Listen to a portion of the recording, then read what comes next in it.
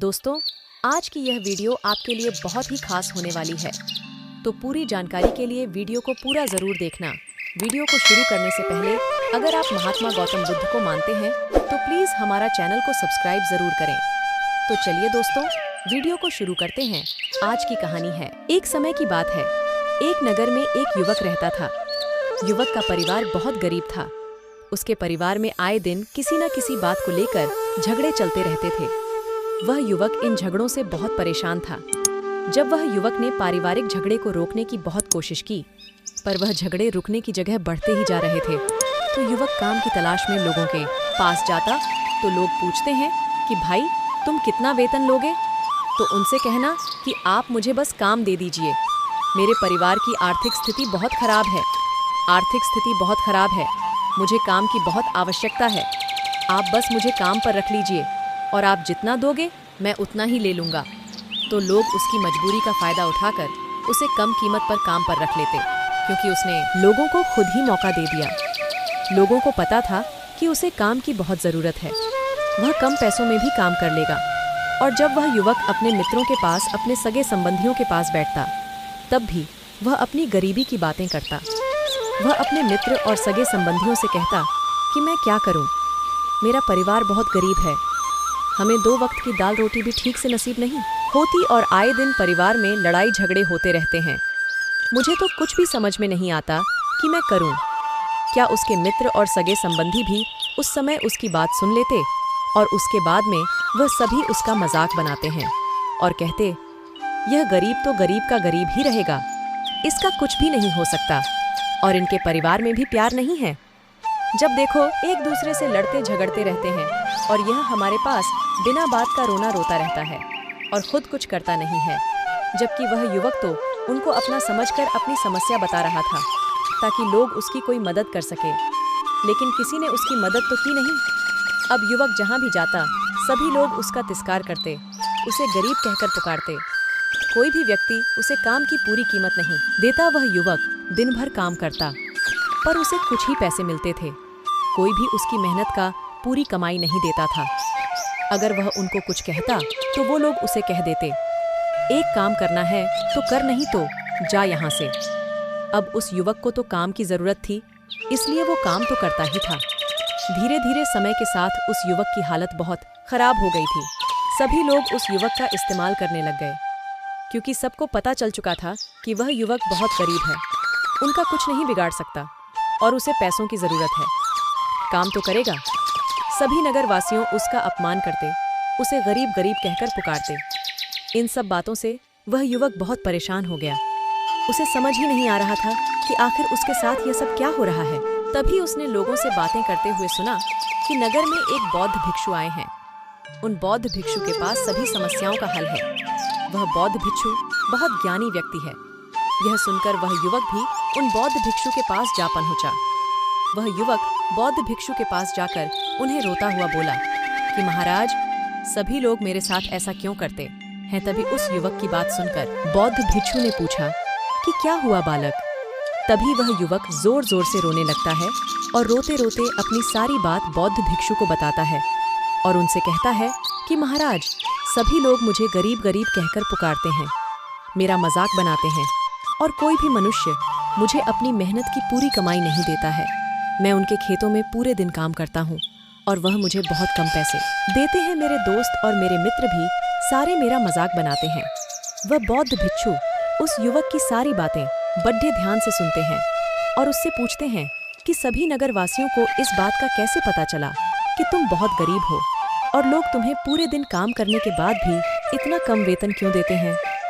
बौद्ध भिक्षु की बात सुनकर युवक बोला कि दरअसल महाराज, मैंने ही नगर वासियों से हमदर्दी पाने के लिए उनसे कहा था कि मैं बहुत गरीब हूँ, मुझे आप काम पर रख लीजिए, जो आप दोगे मैं ले लूँगा।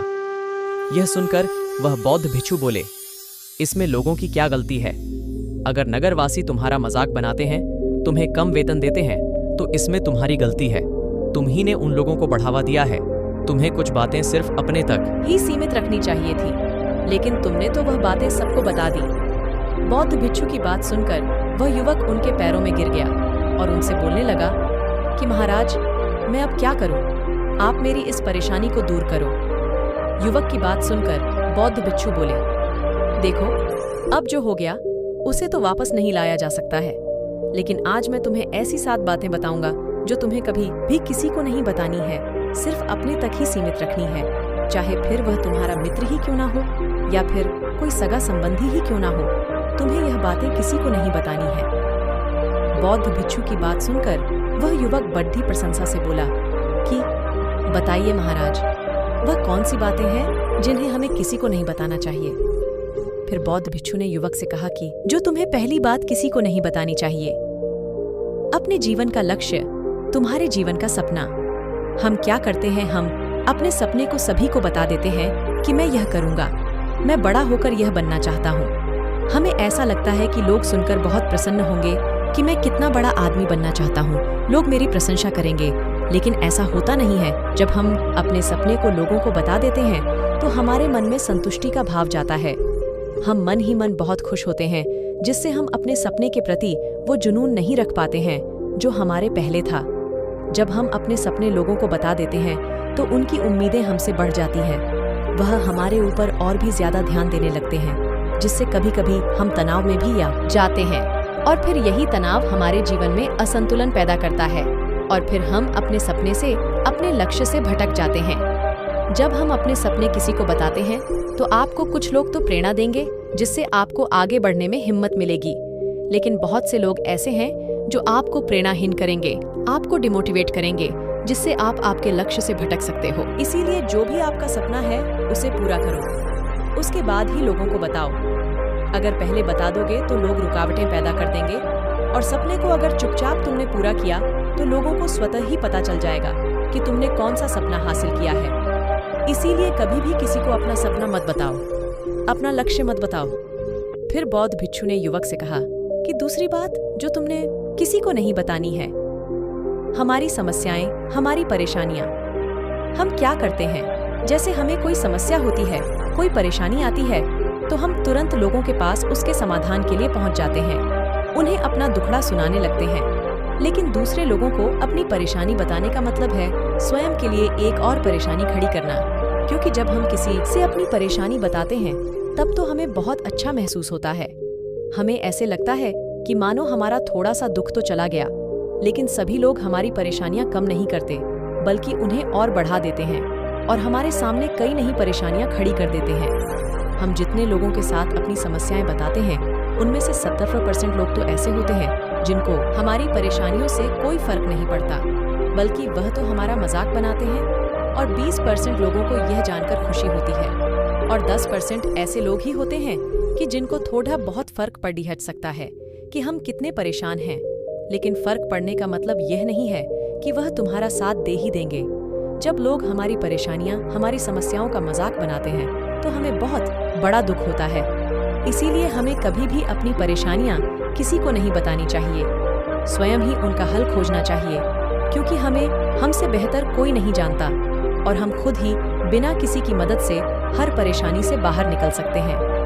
फिर बौद्ध भिक्षु युवक को तीसरी बात बताते हुए कहते हैं कि 3, हमें कभी भी अपने परिवार की समस्याएं किसी को नहीं बतानी चाहिए।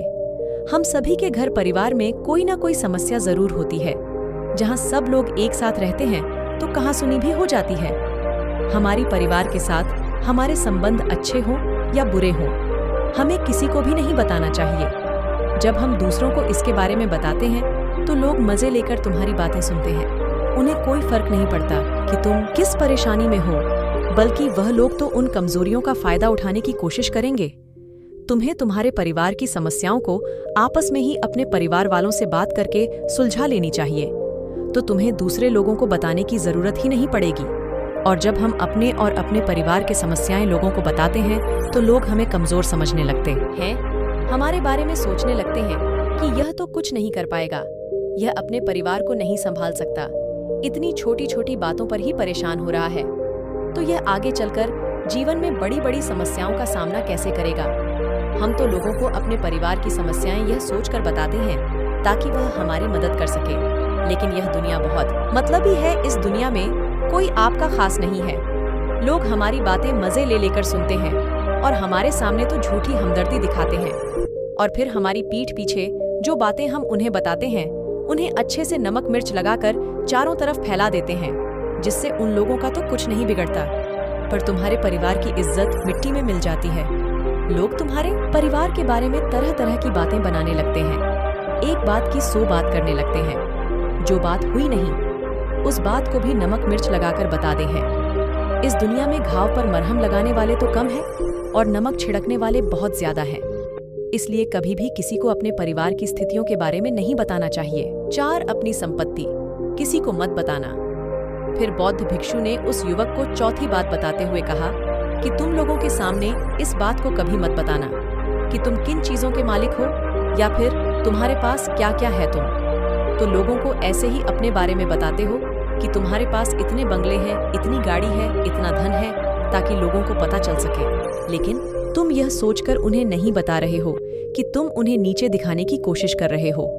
लेकिन लोग तुम्हारी बातों का गलत मतलब निकाल सकते हैं। वह सोच सकते हैं कि तुम उन्हें नीचा दिखाने के लिए यह सब बातें कर रहे हो और फिर वह तुमसे नफरत करने लगेंगे। उस समय तो वह कुछ नहीं बोलेंगे, लेकिन अंदर ही अंदर वह तुमसे नफरत करने लग जाएंगे और तुमसे दूर होने लग जाएंगे।